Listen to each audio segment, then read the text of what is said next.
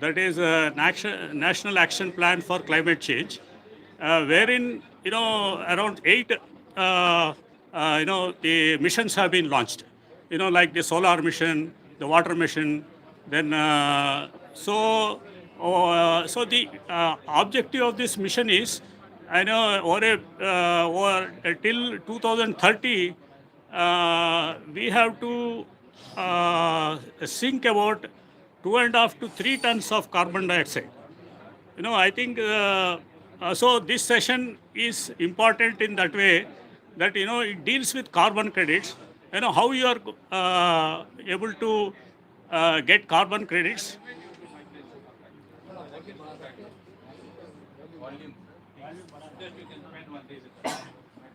So the first speaker on the session is Mr. Akshansh Kataria. He leads the product development and business development at Blue Earth Environment Limited. Now I request. Good afternoon. Am I audible? Clear? Loud and clear? Thank you.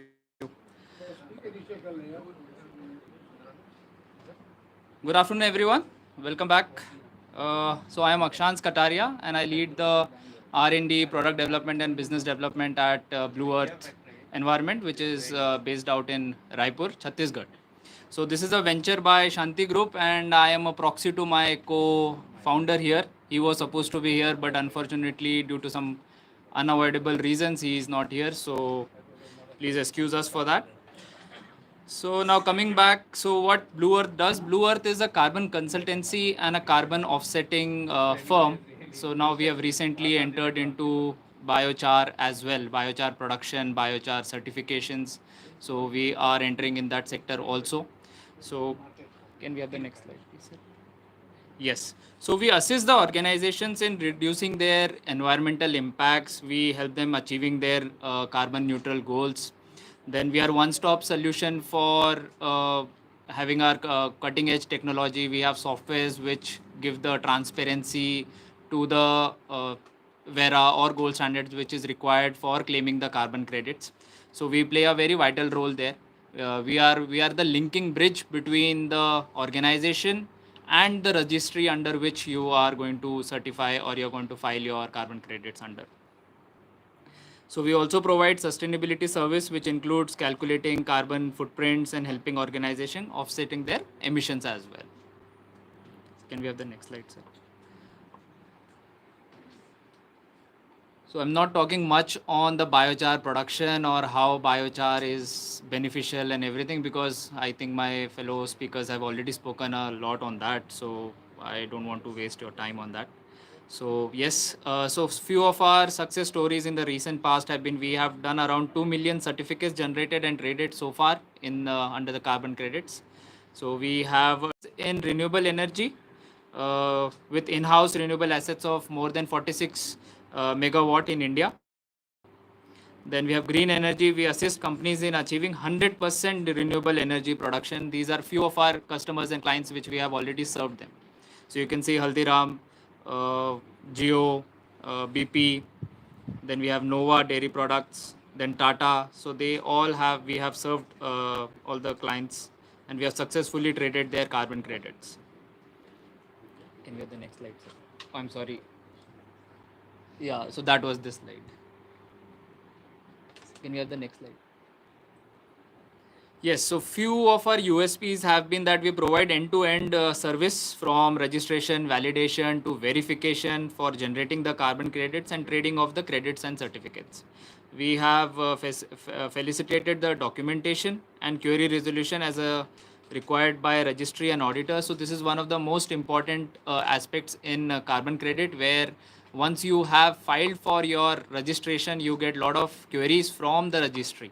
So there we link the bridge, and we help to overcome those queries, and the project gets registered under that registry. That can be gold standard, Vera, carbon removable directories, or any other registries. So we have appointed DOEs, direct contact with end customers for credit and certificates. We bring additional values to the carbon credits by covering maximum SDGs. So if you are applying for carbon credits, it is necessary that you cover as many SDG goals as possible. So there are around 17 SDG goals as of now, and we, depending on the project and the benefit it is going to provide, so you need to include those in your project. So can I have the next slide?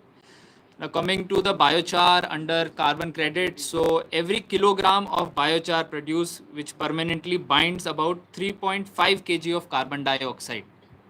So this is the this is according to the Carbox.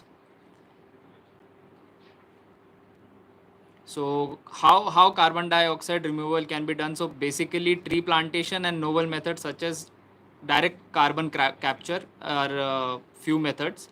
So under which biochar has been identified among the having the large technical mitigation potential to with moderate cost and high durability with low risk of reversal.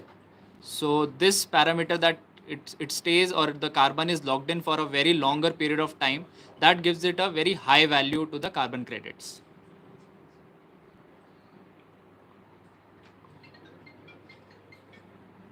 So from biomass to biochar to carbon credit, so 1000 ton of biomass will give you around 350 to 400 tons of biochar. Then 1 ton of biochar is equivalent to 3.1 ton of carbon dioxide. And 1 ton of carbon dioxide is 1 credit. So basically from 1 ton of biochar, you can get 3.1 credits. And the rate of 1 credit generally ranges from, depending on the quality and how many HGG goals have you covered, from $80 to $250, depending on, this is per credit. Sir, can we? Yeah. Can we go back, sir? Yeah. One more time. Yeah. So from, again, I'll take you through the biomass to biochar to carbon credit. So basically 1000 ton of biomass, which we are going to feed in the reactor or something, that will give you around 350 to 400 tons of biochar. So 1 ton of biochar is having a potential of 3.1 ton of carbon dioxide lock-in. Then 1 ton of carbon dioxide will give you 1 credit. So basically 1 ton of biochar is giving you 3.1 credits. And the cost of 1 credit ranges from $80 to $250 depending on the quality of biochar.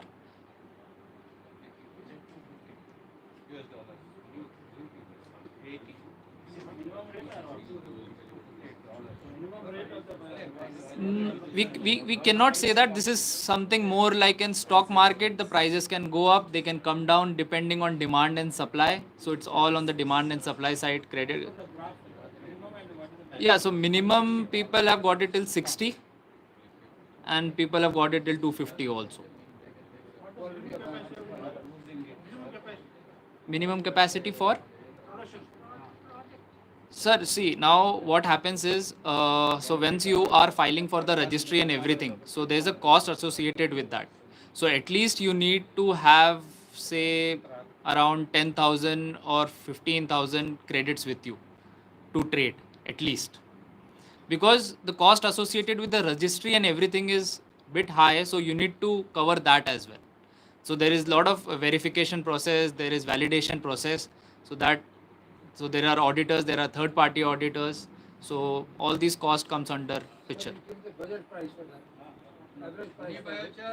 will be qualified. Say biochar is a general word. Yes, biochar is qualified under that. Biochar may have different parameters. Yes, so depending on the quality you will get. Are not equal. Yes, so depending on the biochar and the quality of the biochar, because there will be certification. The quality of the charcoal. So that's on the H by C ratio, then also how much yield you are getting, what is the yield you are getting, then what is the process you are following, how much emissions are you emitting in that. So all these parameters will come under picture. Yes, somewhere there, somewhere around 25 to 30 lakhs, somewhere there is the registration cost for the complete process cost. Yes, we can say that range is this. Yeah.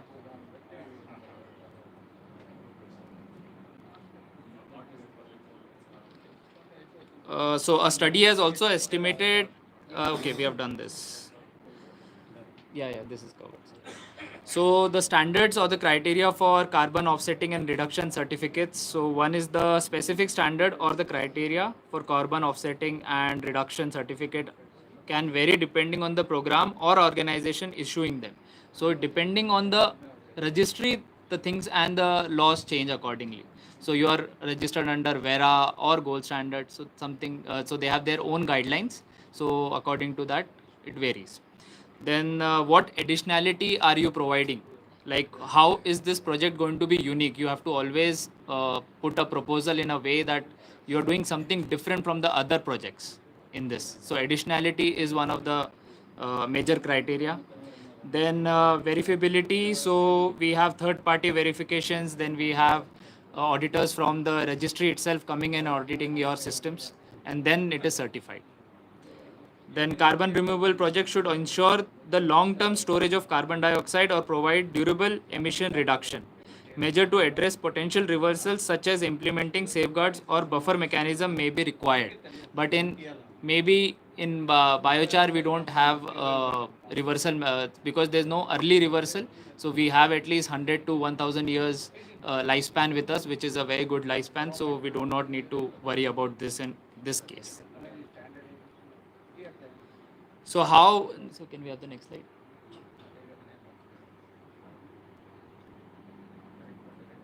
So can we have the next?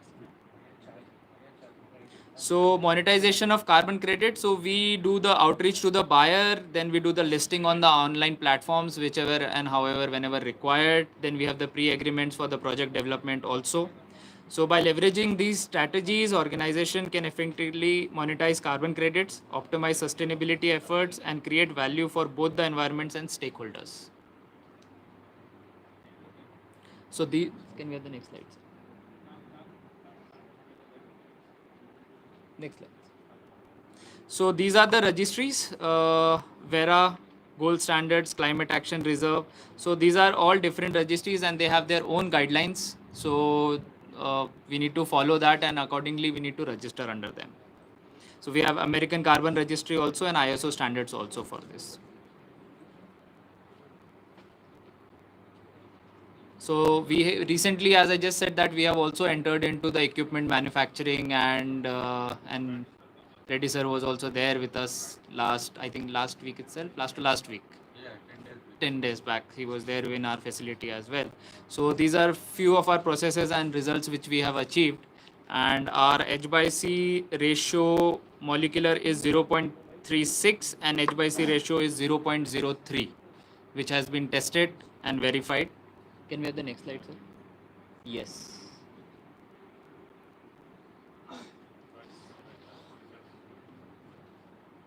So this is for the paddy straw we have done. We have also done it for bamboo, and we have also done it for the woody biomass. So for the bamboo, the results are still under study. So we have fixed carbon of 76% with a pH value of 8.82 and total moisture of 1.95. You have for rice husk, please? Rice husk, I have for paddy straw as of now, not for rice husk. But we have given the samples for testing, so we will be getting it soon.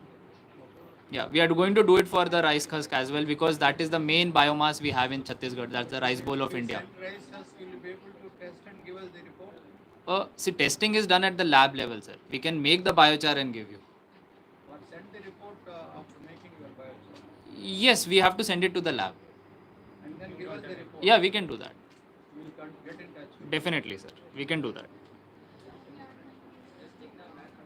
So we are developing a batch type biochar making machine as of now, ranging from 500 to 5000 kg feet. Raw material, they will give the feedback of the carbon. And we are also under discussions with many other partners for continuous feeding machine. So we would like to collaborate on that front, like if somebody can join hands with us for making a continuous biochar making machine. So we have successfully made the batch type, but we would like to also go for the continuous type. Yes, so thank you. Looking forward to a long and professional relationship with you all, and you can take my number directly. You can just note down as of now. It's 7972 141 064 7972 141 7972 141 064, and that's my WhatsApp number also, so you can just leave a message there and I'll get back to you on that.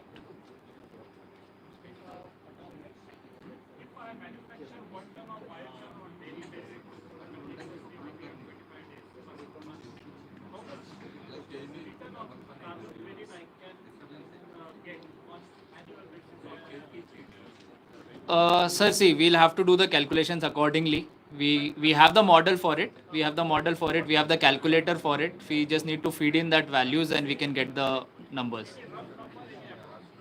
So 1 ton per day will give you what, 25 in a month. 25 into 12 would be somewhere around, you are doing around 3000 kg a year, we can say. Somewhere there, 3000 kg a day, a year, 3000 kg a year. Yes, you can trade that, but it won't be in that large quantity because we need somewhere around 15,000 to 20,000 credits with us to initially start. Yes, yes, definitely. We can do that. We can create that pool and we can register under one project and we can do that. 8.82. Yes. Ma'am, I'm not very sure on that as of now, because we are very new in this. We have just started with this, but we do have researchers and everyone in our team, so they will be looking forward to it.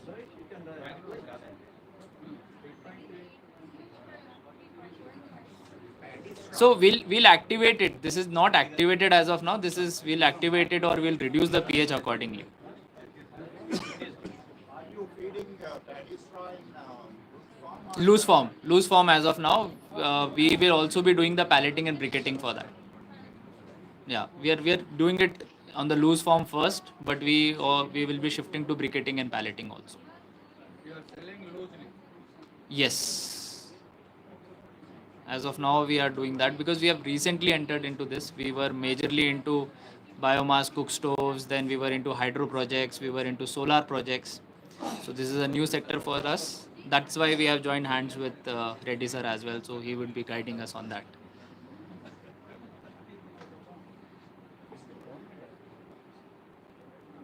Yes, sir. So this is in the range of 2.5 to 3 lakhs. Yes. This is 500 kg capacity. Yes. 2.5 to 3, depending on what features you want and what capacity you are looking at.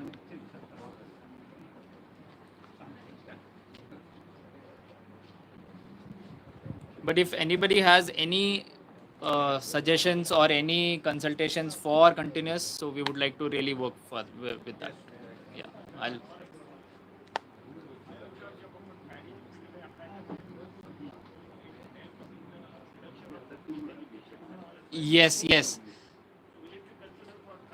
yes, it will be considered because you are methane emissions are also considered under carbon credits.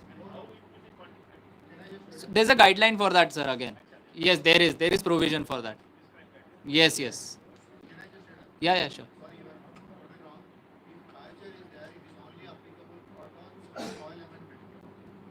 Yeah.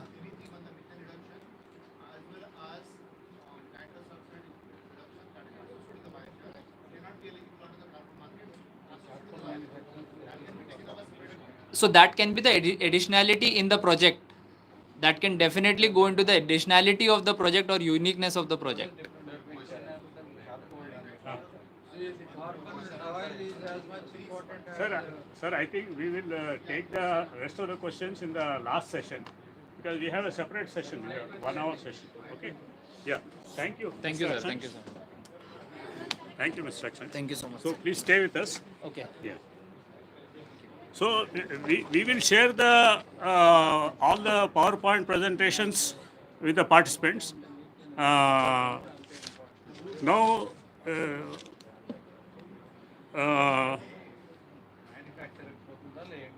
I invite Mr. Neeraj Mohanty He is CEO of Core Carbon X Solutions Private Limited. And he leads a global team that is responsible for all aspects of Core Carbon X business in the fields of climate change, sustainability, and asset management. As a founding partner and MD of CCX, he coordinated the setup of company's global climate business. Before founding CCX, Neeraj was instrumental in setting up carbon business for PwC and Cantor COTE in India. And he has been working in carbon and climate change solutions since 2005. He was a member of the methodologies panel of CDM Executive Board of UNFCCC and is currently a member of the advisory board of many climate tech enterprises. He is currently an advisor with Department of Agriculture and Farmers Welfare, Ministry of Agriculture, and involved with developing the carbon markets in India. I request Neeraj Mohanty to join us for the next session. Thank you.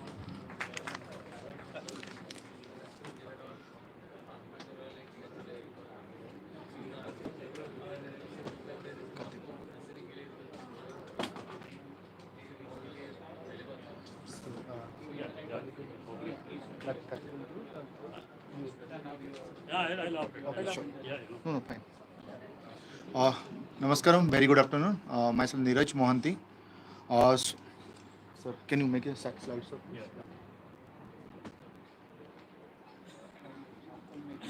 So, I'm leading Core Carbon X. So, we have been working on the carbon market for the last.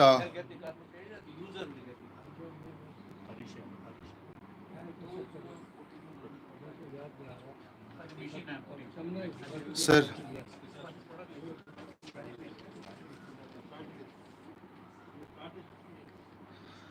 Very good afternoon. I'm Neeraj Mohanty. I'm leading Core Carbon X Solution Private Limited. So we have been working in the carbon market for the last 17 years. So today we have a 400 plus people working on various aspects of the carbon market. Our head office is in Hyderabad, but we have a presence in 22 states and 12 countries across globe. Today we have been working with a various multilateral, bilateral agency, private sector and public sector in various capacity and in various fields. Today in Telangana, we have now almost 250 people are working in the rice. So our one of the core forte is rice, how to reduce the methane emission from the rice field. So, and in addition to that one also, we have delivered more than 10 million carbon credits to the marketplace. We have almost worked on 500 plus activities, and we have already helped and impacted 3 lakh households as of today. So next. I'm so sorry. Some font issues are there. So can you? So as you know, can I just change it to PDF file?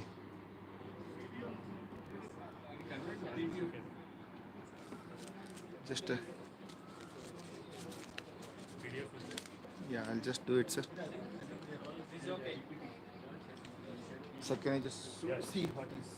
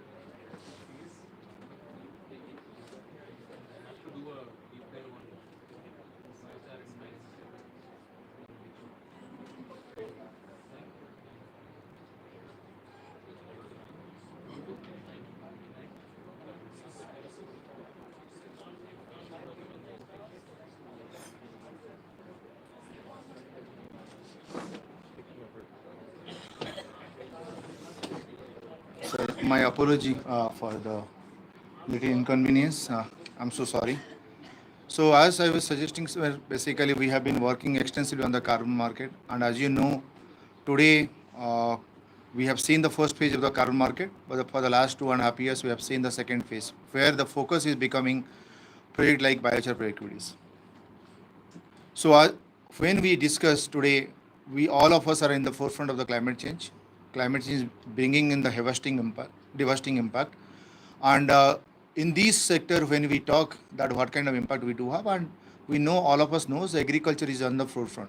So our marginal farmer, our farmer community is facing the climate change issues. So what we need to do? We must need to take actions because already the changes happening. We can see the kind of rain, the kind of variability in the rainfall, the number of cyclone is happening, the flooding, and then the drought and heat waves that is happening all part of India and all part of the world. We are facing the consequence and we must need to address it. And how we can do it? As you know, as per the Paris Agreement, we must need to take the actions that the actions will translate that where the temperature rise will not go beyond 1.5 degree. So when we do it, so there is a great amount of requirements are there, and in fact you can see all part of the world, mostly regulatory aspects is coming up. India, in fact, is launching the domestic carbon market today. This year, we can possibly end of this year we can see voluntary carbon market. All part of the world except India, election is being also fought. One of the critical issues is becoming what is the stand of different parties on the climate change.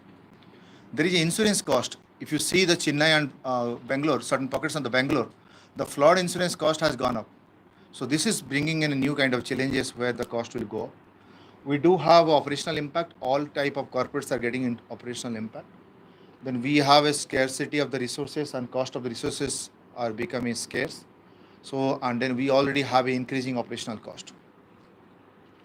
So for that purpose, what we need to do as an institution, as a company, as an individual, we must need to first put up our actions so that we can have our emissions that can be net zero.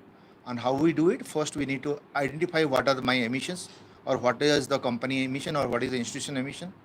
Then we need to understand what kind of climate risk do you have, and then we need to build up the capacity. Today, when we discuss, if you have seen all part of the world, many of the large company, all the bigger companies are putting up a target. They wanted to be net zero. So when we say, okay, there is a carbon credits, but why do we need to have a carbon credits? So either we have certain requirements from the government, otherwise the company themselves are declaring about a net zero target. So today around more than 9,000 company has pledges net zero target. Then in India, you know, SEBI has already specified mandatory requirement for top 1,000 listed companies. So this year we can see 250 companies will be It will be compliance requirement in terms of addressing their climate change issues, including the carbon emissions or GHG emissions.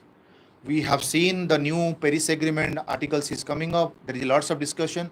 Last week we had seen the one round of discussions of SAFTA in Germany, where the discussion was happening. What is the future of the carbon market under Article 6? So whatever we are discussing today, earlier carbon market was done under the CDM, under the Clean Development Mechanism. In the absence of a Clean Development Mechanism, which has ended in 31st December 2020, now we don't have any compliance market. So what we have a voluntary market. Next year from 1st January 2025, if the Baku round of COP will be successful, we can see a new round of carbon market. But there are lots of issues are there. That market will be driven by Article 6. So whatever market we are today seeing, okay, voluntary carbon market, BERA, gold standard, all different kind of standard, possibly everything will consolidate towards Article 6, and we can see great amount of progress will happen under Article 6. And India is also extensively working. India has introduced 2022 amended Energy Conservation Act. Unfortunately, that was the responsibility was given to the Bureau of Energy Efficiency. Initially, it was thought REC, Renewable Energy Credits, and an Energy Efficiency Certificate will come under carbon market. But now this is on now already has been passed. Agriculture sector is also coming under the voluntary carbon market. So India can see next 2 weeks a new amendment or new guidelines will come up, which will also define that agriculture sector will be part of the voluntary carbon market, not the compliance. Today, India is also thinking of both compliance and voluntary carbon market. Agriculture will fit into the voluntary carbon market. So when you look into the net zero overall, so what we talk that first we need to identify the emissions. Next, we need to take off our targets, what we need to do, by when we can do. Then we have to build up our governance and organizational structure. And then we have to build up a pathway and energy transitions, low carbon energy transition. Then whatever actions we do, irrespective of whatever action we follow, still we'll have certain amount of emissions. And those emissions need to be avoided or need to be removed or need to be reduced. So how we do it? So there the carbon offset can play a big role. Next one. So in nutshell, what I wanted to say, very simple. Maybe for many people it's maybe carbon offset. Of course, everybody are nowadays heard about because this is becoming the buzzword. Everywhere it's a carbon. Like wherever we go, we talk about a carbon. So what do you want? I want to give a brief one. Now any company that need to reduce their emissions, they have certain amount of potential. Suppose I will tell, okay, in this room, let us reduce the emissions. What you will do? You will possibly switch off the fan. But can you bear this heat? You can switch off the light. But can you do it? You can hit. But what you can do further? You can think of this because this fan is consuming electricity of 120 watt.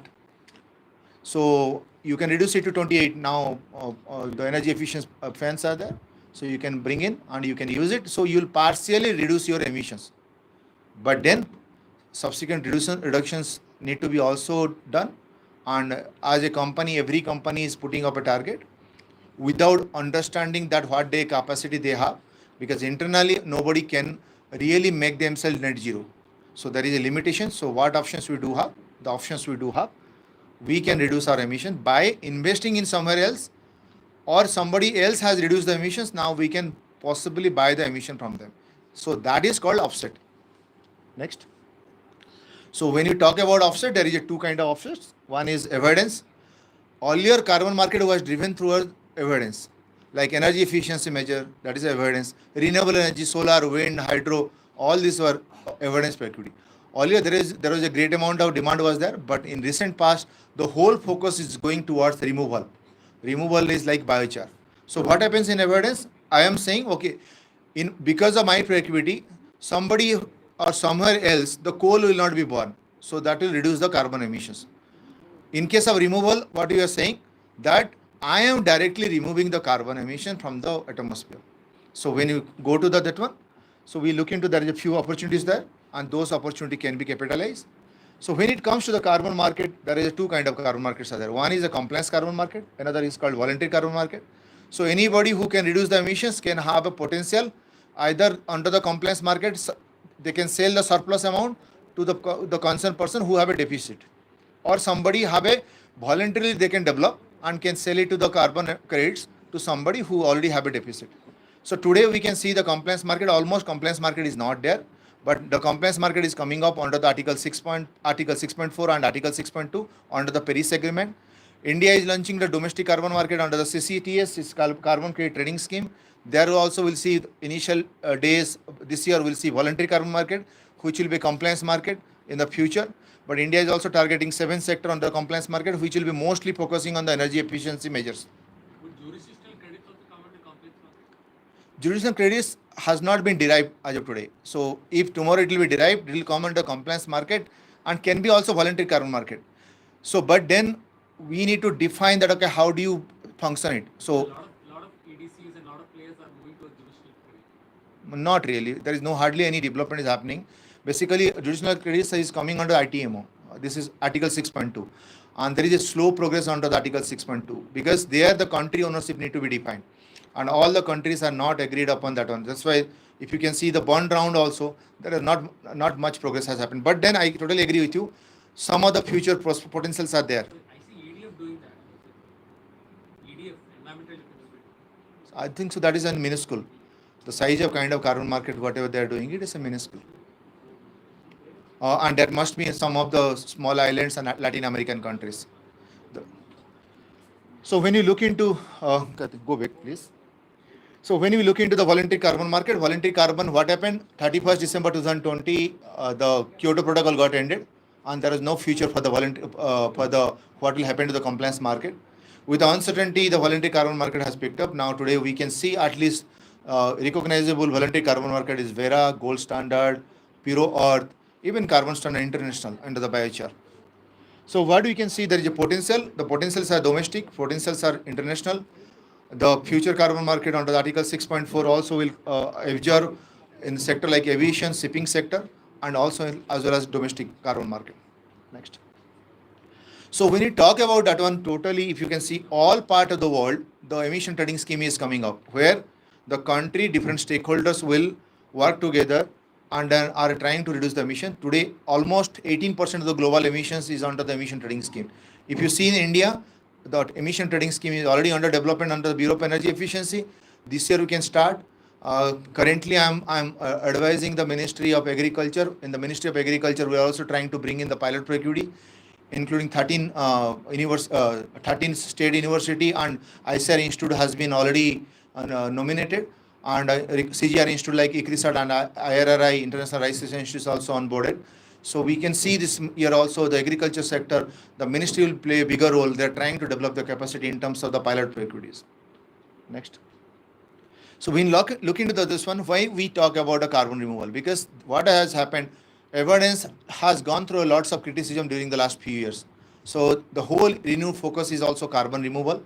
Another aspect is that, like you always talk about supply side, but we need to also understand demand side. Who will buy it?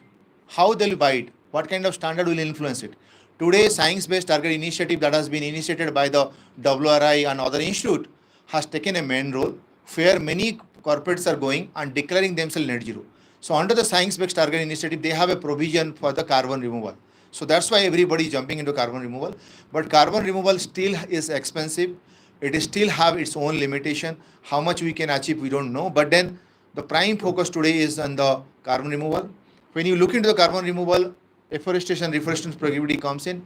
The prices of these carbon credits, 1 ton of carbon credits is $15 to $20. Then comes the natural farming, regenerative agriculture. That also have a component of reductions as well as a component of because of the increase in soil organic carbon. The prices is being quoted now at this stage $25 to $30. Then in the middle it comes the biochar. The biochar is being traded at is around $100 and $150, $200. Then there is another component called basalt application in soil. This is a new market kind of component is coming up where the price is around $350 to $400.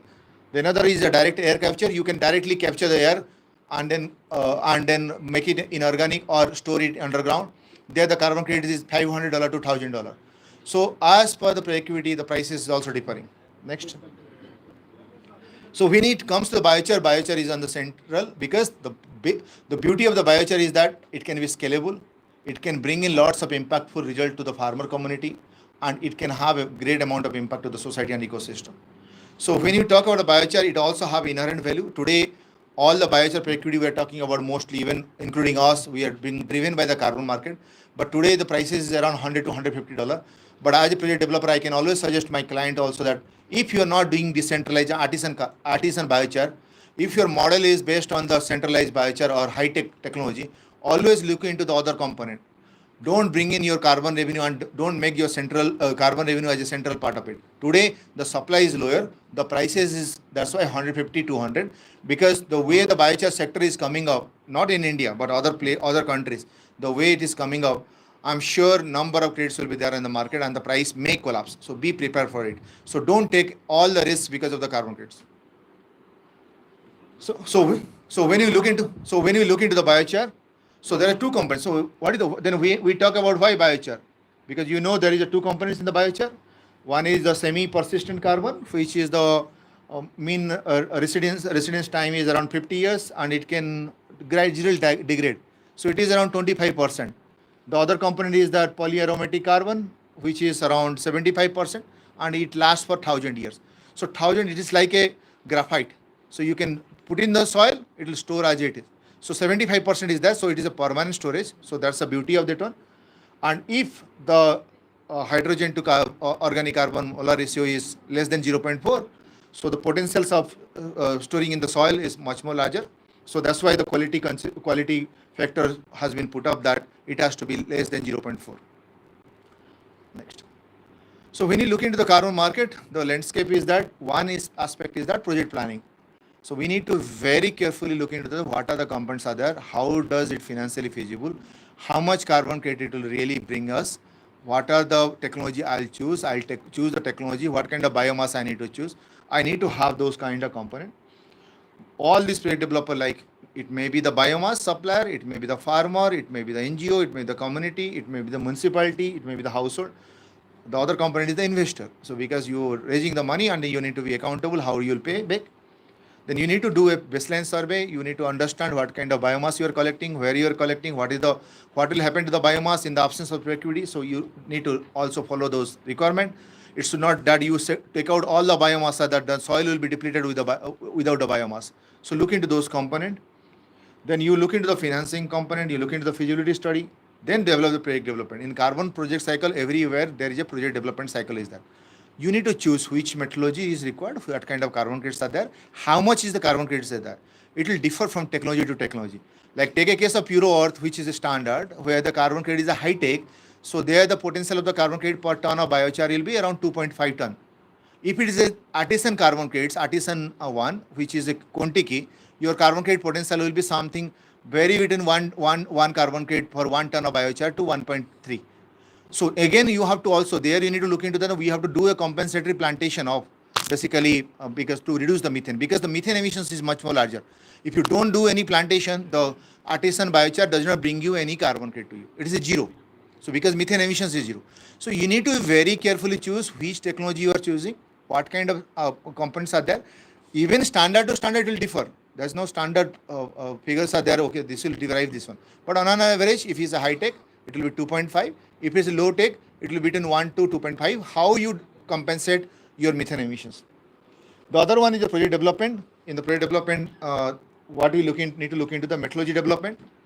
Every productivity has to have methodology development. We need to have a carbon project cycle. We need to have auditing. And then we have a project transition where we need to have a buyer, standards, regulatory bodies, project developer, and project beneficiary. Next step. So this is the whole project cycle.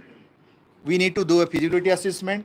So overall this cycle, if you look into that one, if you do the artisan one, it takes today's 5 months. If you do Bhera, it is take 1.5 years, 2 years. Bhera is having a critical component in terms of delay. It's a pure earth, they're very much accountable. It will be between 6 to 8 months. What have we seen in India, possibly I'm also hearing some of the project developers are bringing in the new productivity. But today we have not seen any productivity which is of large size, high tech, and purely can based on the carbon credits. All the productivity that is coming up from India are mostly artisan level, small biochar, decentralized quantity installation or other technology solutions. So in this case, if you choose the standard, I'm just giving a perspective, but some of the cases it will differ. Like artisan model, it will be small biochar units. So then there is a more flexibility is there. You can even register small group of communities. The cost is much more larger. but then if you wanted to go for a Vera, I think so. My other previous speaker has told the cost will be something 20-25 lakhs. But if you do carbon standard international, the cost is much more lower. The size is much more lower. The complexity is much more lesser. But you need to also look into that one. How do you address the methane emission from those kind of installation? So overall, it involves from feasibility study, project design document, preparation of project outline, validation through independent audits, registration with standard, implementation, monitoring, and this can be a cycle. Your monitoring can be a cycle and it can continue. And then finally retirement, or you are selling the carbon credit to somebody else. So overall, if you look into carbon project cycle, gold standard as of today doesn't have anything. So today's majority of the work is happening not in India. Not a single equity under India has gone under the pure earth. Pure earth is the better standard. The highest price is being commanded by the pure earth. If you go to the pure earth, it's very transparent. The expectation price is $200 to $250, even $150 is per carbon credit from the biochar. Next comes the carbon standard international. It is have two component. One for the high-tech global biochar carbon sink. The other one is a global artisan sink. Majority of the things, because I have been experimenting for the last 2 years in the biochar, and what I concluded that finally I have to only choose the biochar artisan sink because the risk factor is enormous, and only we can work with the farmer, and then only we can realize it.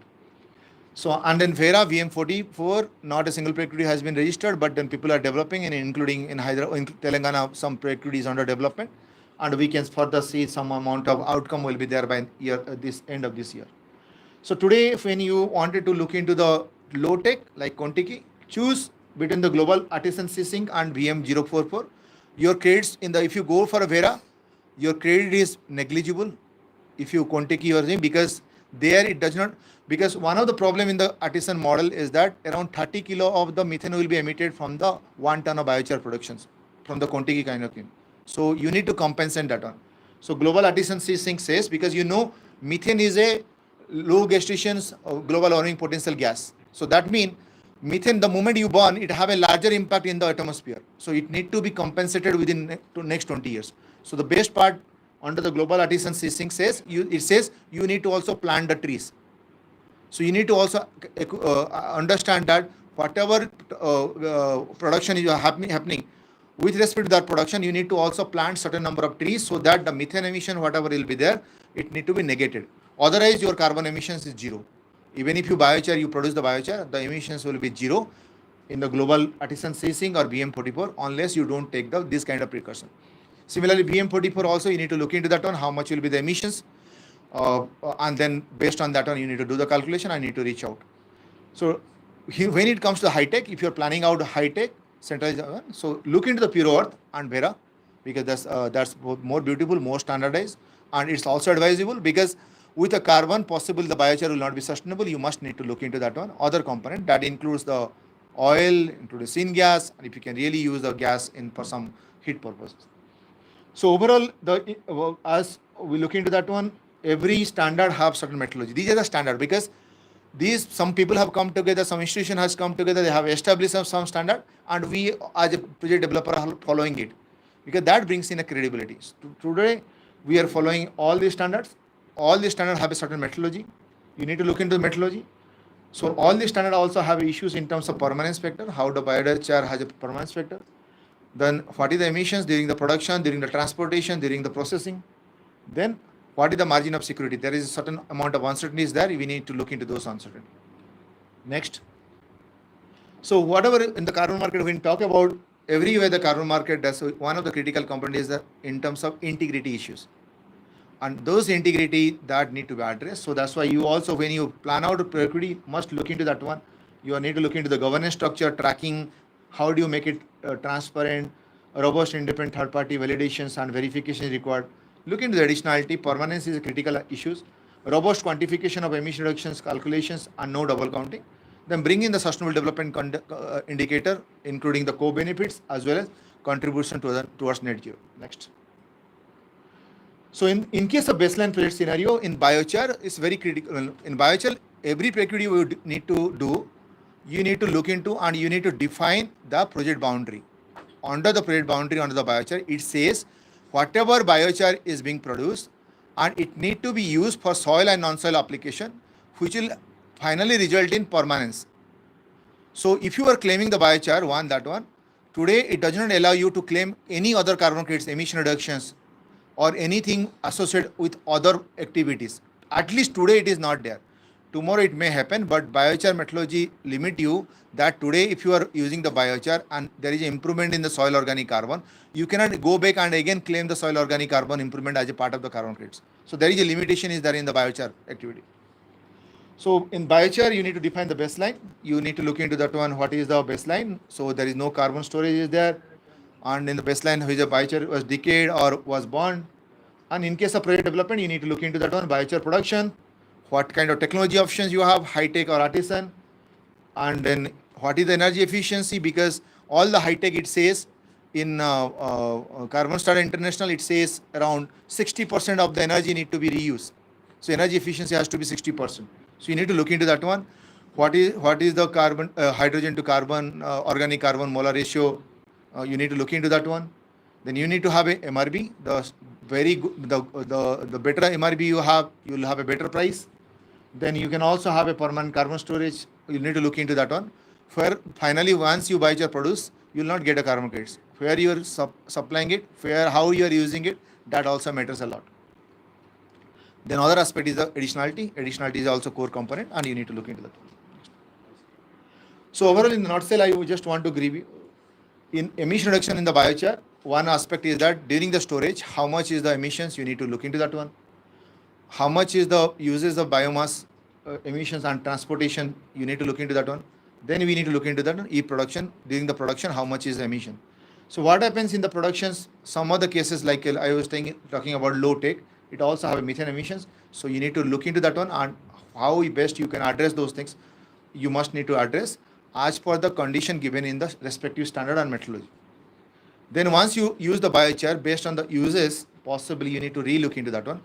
Earlier years, there was a lots of discussion was that, okay, if you take it to construction sector, you'll also, it is good because you have a permanent storage.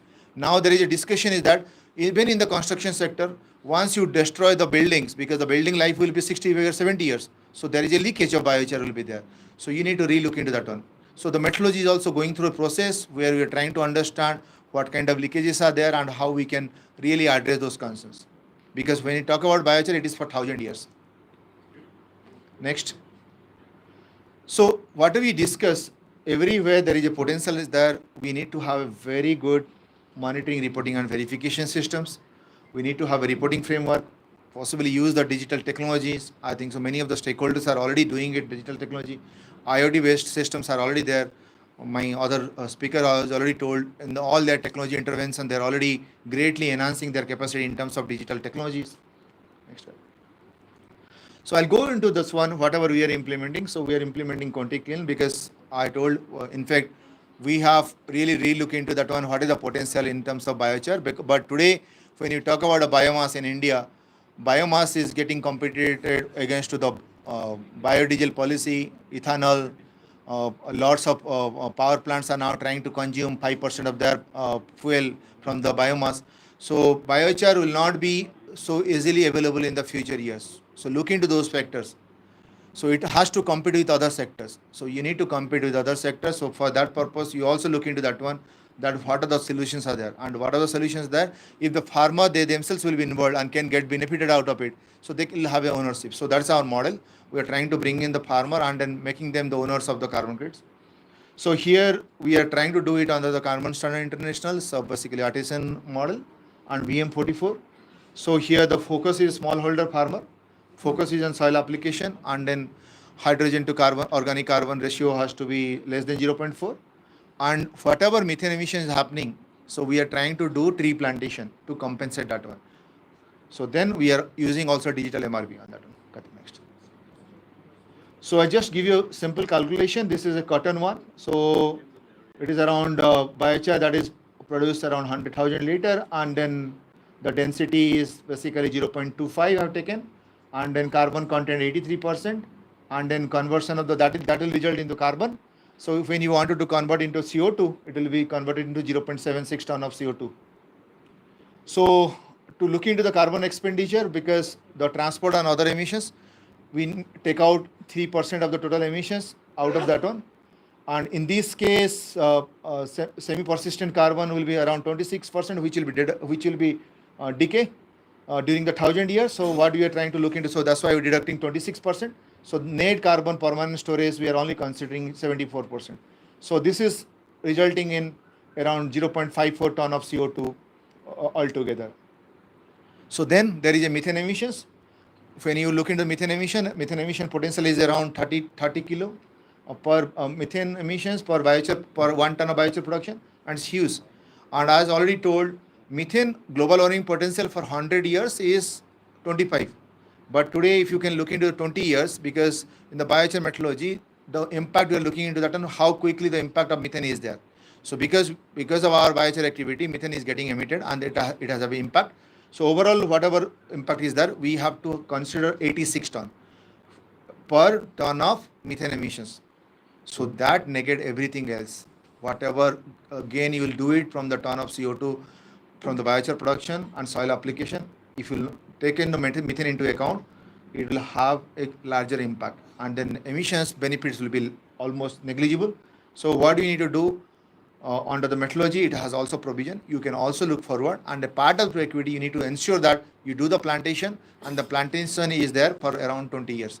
So on an average, if you want produce 1 ton of biochar from the bamboo, around you can have a plantation of 11 tree of bamboo plantation.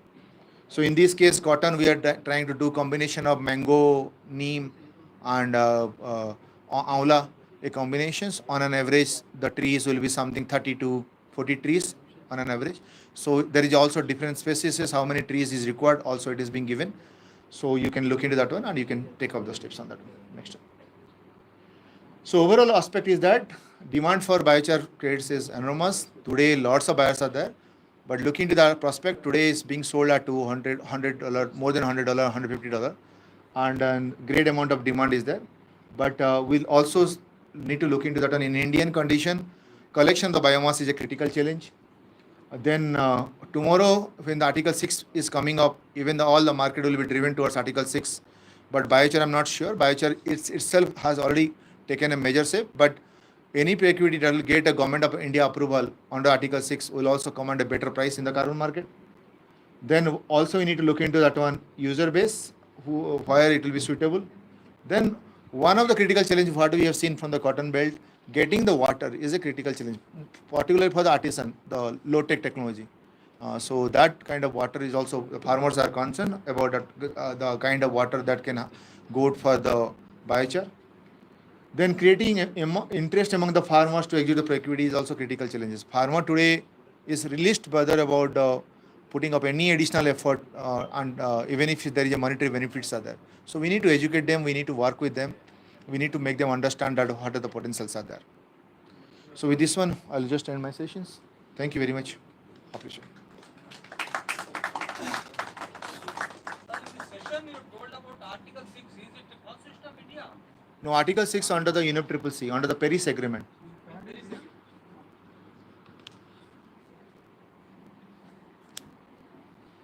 Just ask one question and be done. Sure. The carbon, the biochar has the ability to improve the soil organic carbon efficiency over time, not in a year, over the time. At the same time, it improves the quantity itself. So I'll just one issues. If you see the soil biochar, there are two components. One is the persistent organic carbon, which is around 25%. There the potential is there to improve the soil organic carbon. So there we are not taking out those quantity under the carbon market. Biochar component under the possible carbon standard international, it is very focused on 75% on the PSC, the aromatic carbon, which is a permanent storage. Component only is going to increase the soil Carbon. organic. Yeah, the 75% does not contribute towards soil organic carbon. It improves the efficiency. No. Sir, go through literature. That's what I'm saying. Go through literature. Already great amount of After 10 years, it improves the No. organic carbon also. No, sir. That's what I'm saying. Look into the temperature. It's 25% persistent organic carbon only contributes toward the improving the soil organic carbon. The 75% does not contribute. If you wanted to refer, please refer the carbon artisan guideline standards. It's very well written. about how the improvement is happening, what are the components are happening. Question. You said 25 to 30 cows for 1 ton. Sorry, 25 to 30 trees for 1 ton of. It will change the kind of plant species are there. So my question was on livestock. If I feed the biochar to livestock, it reduces the methane emission. Is there any calculation on how many livestock I need? Yeah, so no, I'll see today biochar, whatever is being used here under the carbon methodology, it is for the soil and non-soil application. Soil focusing on the permanent storage. When you go to the animal, okay, in the animal one, it also have influences from the literature that it reduces the methane emission. That is enteric emission. That will go to another domain. So under the current methodology or project boundary, it does not address those kind of productivity. For that purpose, if you want to do address separately, you need to claim another methodology. But there also, please remember, possibly it will not be a biochar permanence. Again, you need to look into the how the when it go to the entry components, how does it really influences in addition to reduction, what happens subsequently, the valuation. You need to look into that. No methane is that. It's only permanent storage. Biochar productivity is only addressing the permanent storage of the biochar or carbon content in the soil or non-soil application. That's all. Right, but I have to account for the methane emissions if I do by the quantity. No, the methodology doesn't allow. You can go for another methodology, which is the feed additives are there. So today, biochar can come as a feed additives, which is resulting in certain amount of X amount of emission reduction. So you claim that reduction, but then you don't claim that by permanence issues. Okay. Thank you. Thank you. Thank you, Mr. Neeraj. Yeah, this is your sir. Sure, thanks. Now I invite Mr. Tanmay Talang for the next, as the next speaker. I request, please reserve your questions for the next session. We have one more session.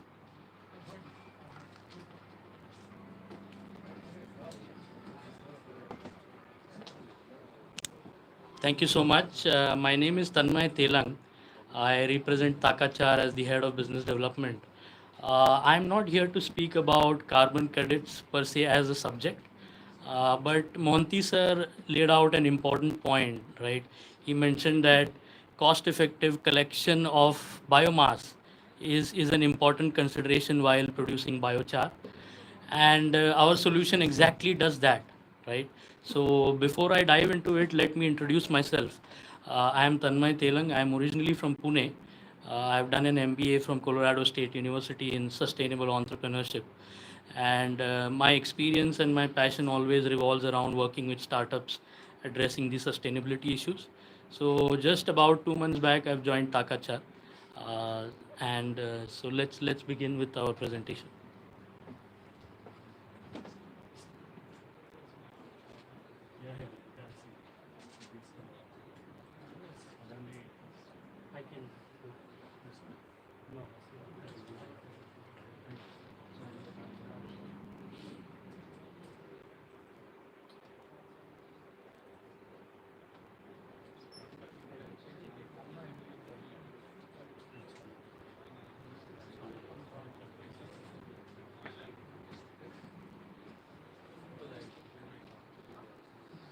So we are Takachar.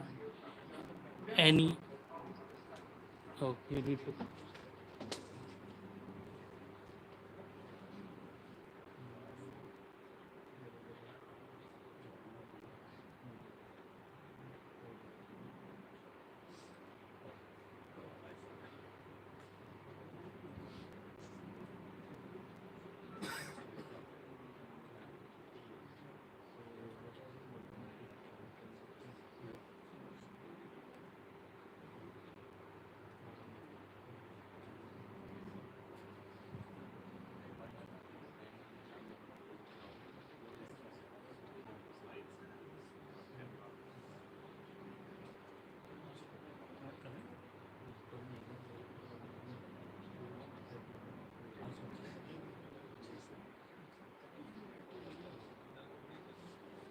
Okay, I think we can keep it.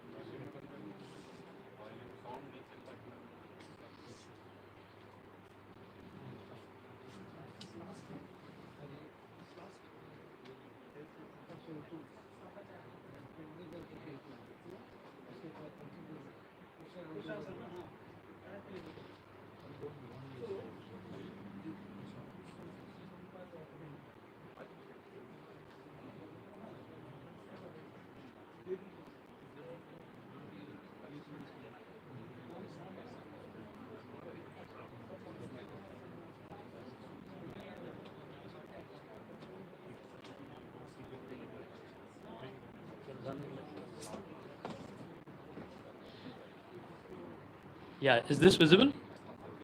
Yeah. So I represent Takachar, like I said, and my question to you is, whenever I go, I get this question asked, what does Takachar mean? So any guesses? What could it be? What does the word Takachar mean? Yeah. Tank of charcoal. Sorry. This is tank of charcoal. Tank of charcoal. Okay. Mr. Flo here says money from charcoal. Okay. Sorry? Four set. Okay. Cents. Yeah. Okay. Anybody else?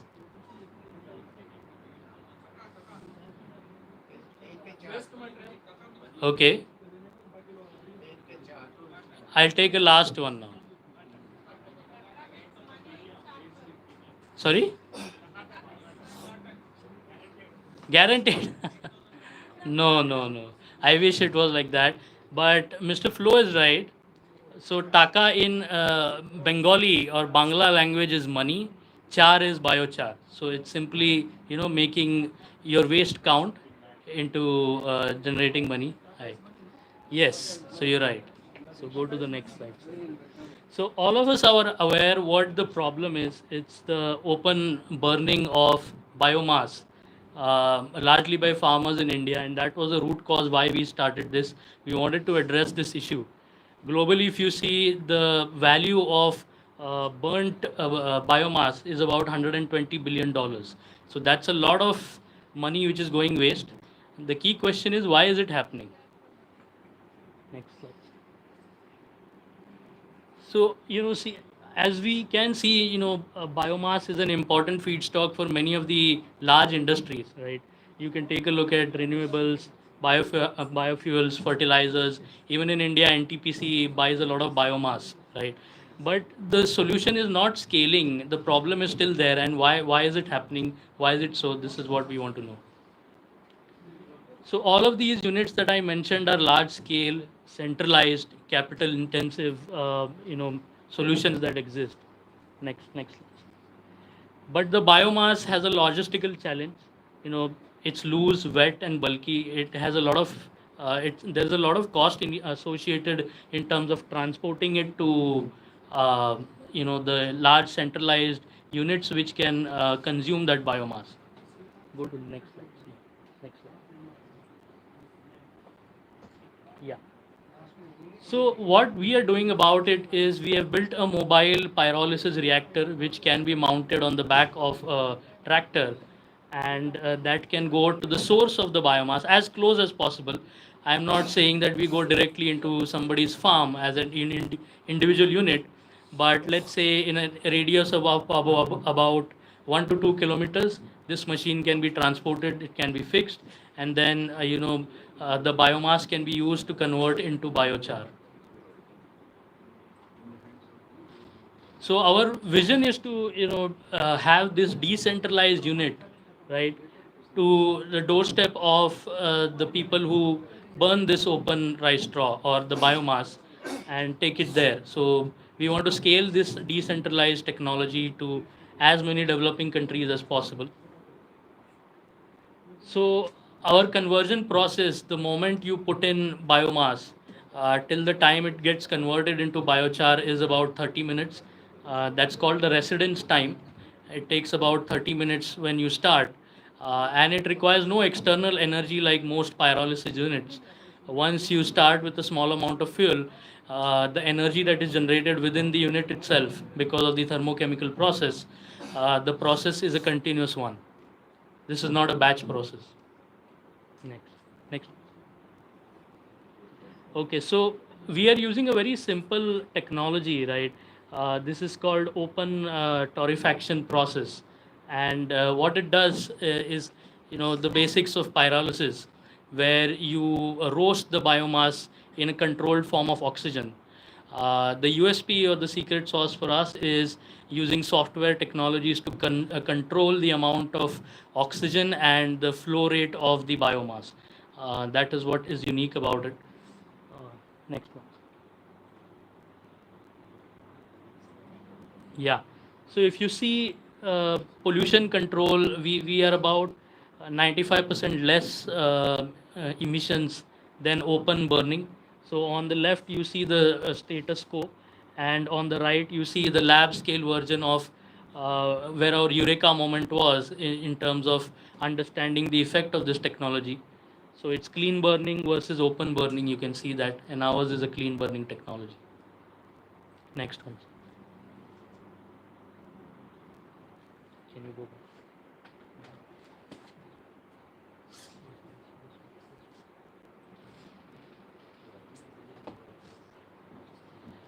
So our target market, if you look at it, we want to make the smallholder farmers as prosperous as possible. We have a vision to work with all the smallholder farmers across the globe. And what we do is, we convert biomass going as close to the source of the biomass as possible, and convert it into biochar. So this is the mini plant operation model. Let's say somebody buys the machine or leases it and uses it to convert biochar. The farmers can get biochar in return by providing biomass for free, or uh, that value has to be conveyed though, right? Someone who wants to get biochar has to understand what its value is, and only then is this model going to work out. Currently, we do have carbon credits as something that can subsidize this particular model, and we can talk more about it offline. Yeah, this is our vision, that farmers own and operate equipment. They are the entrepreneurs, taking strides into the new world as successful people. And then we connect them to the carbon offtake market, which are various sources like activated carbon, biochar, and other particular uses of biochar. So where are we placed as a technology, right? If you see, there were a lot of people who spoke about large scale reactors, and they need gas reactants, they need gas handling, scrubbing. Ours is a small scale unit, but it is not going into the artisanal mode. It is somewhere between artisanal and the big technology that exists. So we are cost effective, and we fit that gap perfectly in terms of where it needs to be fit in, right? Um but we do not produce any oil or syngas. This is only biochar production.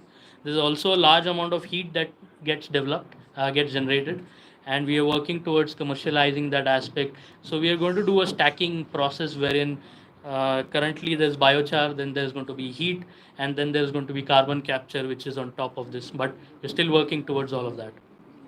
Next.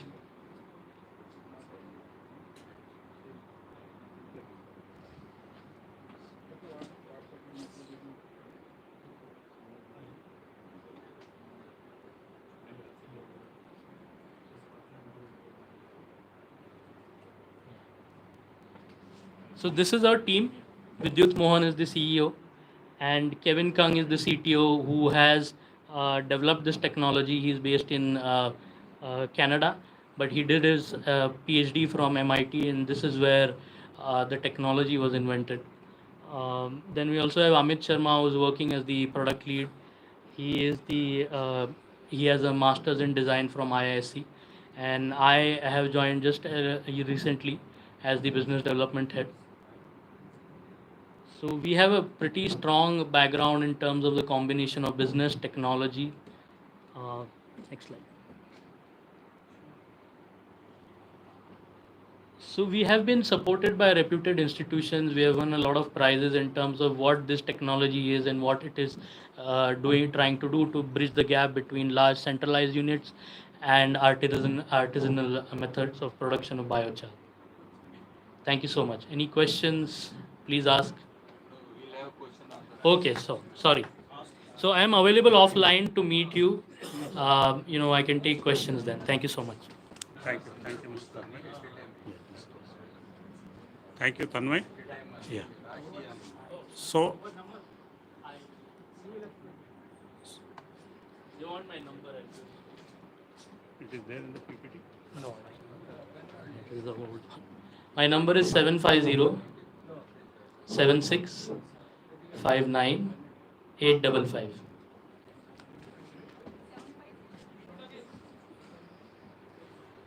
Seven 750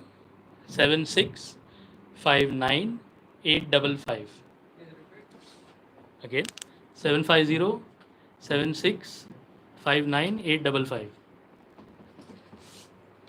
So, thank you for all the speakers in this session on carbon credits.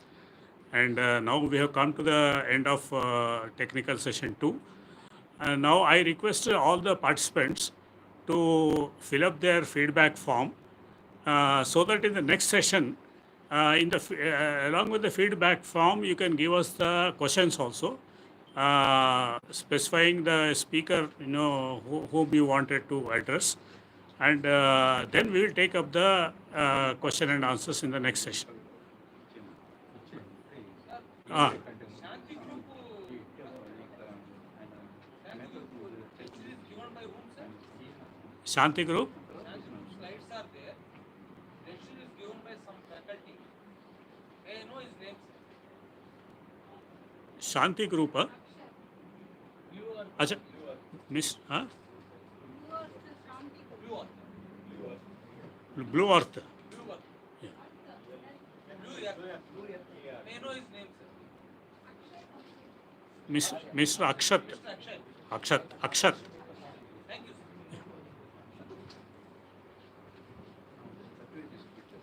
అచ్చా. అది ఇప్పుడే చేద్దాం ఇప్పుడే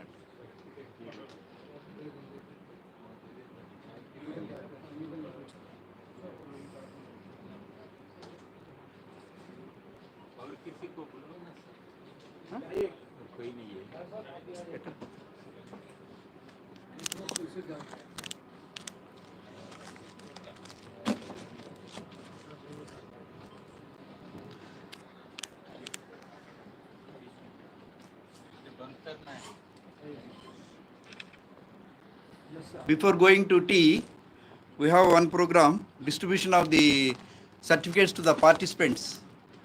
So, I will read the name. The person should come and collect the certificate from the PSB chairman and president. అలాగే sir.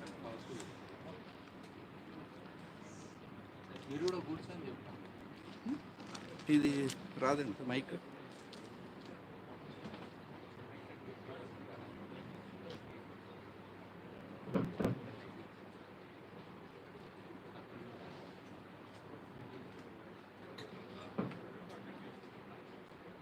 So first one is Sumavali Kalahasti. Come. Next.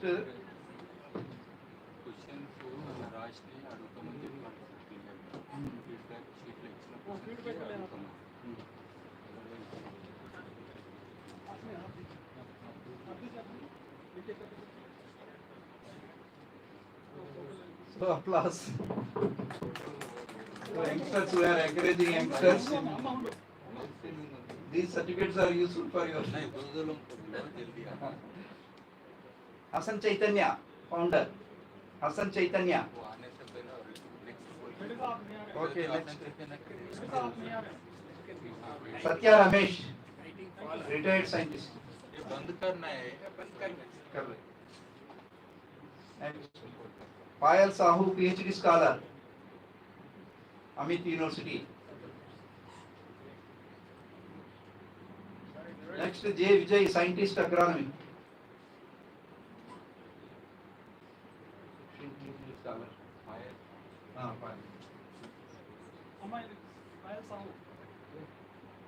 Congratulations. Kumar Abhishek, Dr. Reddy's Foundation. Major VP Sharma, CEO, gratitude forms. Major VP Sharma, is there?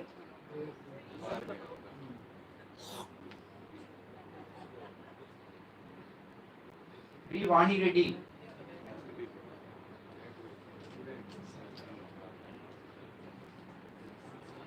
V. Shivashankar, M.Tech.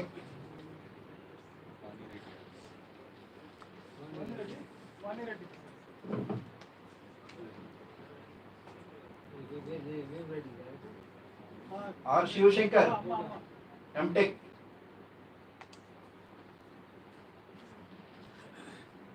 Samit Sharma, TEO Ventures.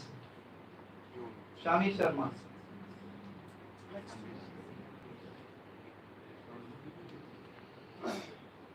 Chandranath Serco Foundation. Chandranath.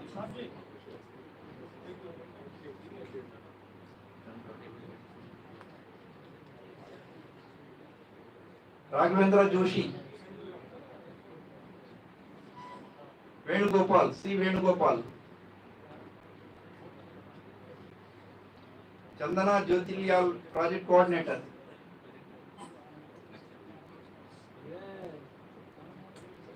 Subhash Chandra Bose. Srikant Reddy. Pradeep G. Kayangar. Pradeep. CEO. Ramesh Kumar Jana.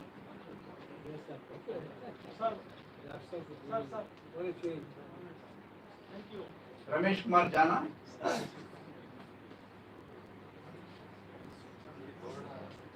Your name? Ramesh. You are Rakesh? Okay. R. Jayaprakash, Program Manager ITC Limited. R. Jayaprakash. BB Shivaprasad. BB Shivaprasad, CEO BPA. Next to PV Subbarao, CEO.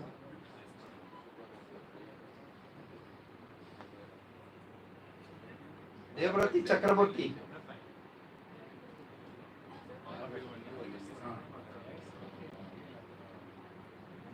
Hariprasad Govada. Yes.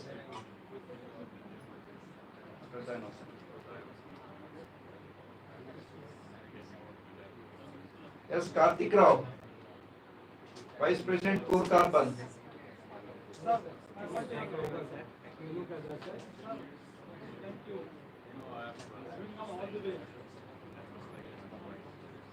So Tamnain Talak. Speaker है direct. You got it? I repeat some of the names if they are. My name is B. Shivashankar, MTech. Okay, we'll keep outside and they can collect. So the rest of the certificates are with the registration desk. To be prepared. They have to go on. These are the already prepared. Sai का announce कीजिए एक से announce करेंगे feedback करिए पहले. Please fill us the feedback form so that we can organize these events better in the future. Second thing is all the questions to the respective speakers should be written in those sheets and given. Only then we will give directly those questions to them to answer. But don't ask directly. Otherwise it will not end anywhere. Yeah, prompting questions one after another. If we ask it is not going to end. So please fill up and give. And one more thing, whoever has not received their certificates, kindly come outside and we will light because names are not very clear. So please come and get it done. Certificates are ready, only names should be written. Okay, tea break. During tea break, kindly come there. Sai, let's have a chat now. Yeah, but we will have to. Let's have a chat now because otherwise we'll miss the opportunity. Yeah, let's. You want to have it? Yeah.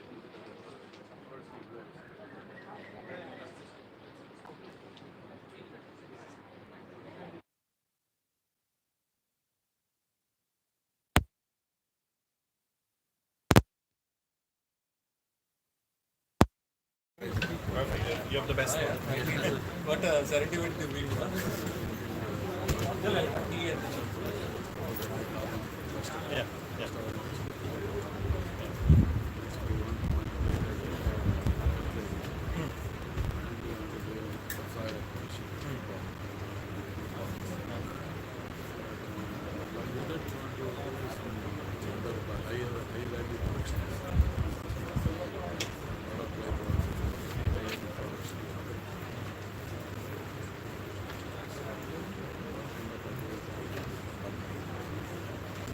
which type of production you go.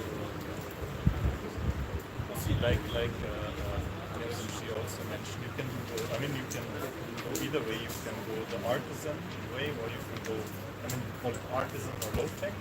The other one is industrial high tech, right? So for artisan, mostly you will not have any other byproducts apart from biochar.